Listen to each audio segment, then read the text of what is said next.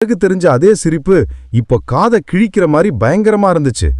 அவனோட மார்பு மேல ஏறி உட்கார்ந்துகிட்டு அவன் மூச்சு விட முடியாம தவிக்கிறப்போ ரசிச்சு சிரிப்பா.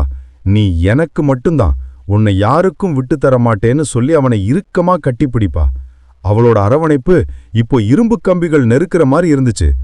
குமாரால இதை யார்கிட்டையும் சொல்ல முடியல. சொன்னா யாரு நம்புவா?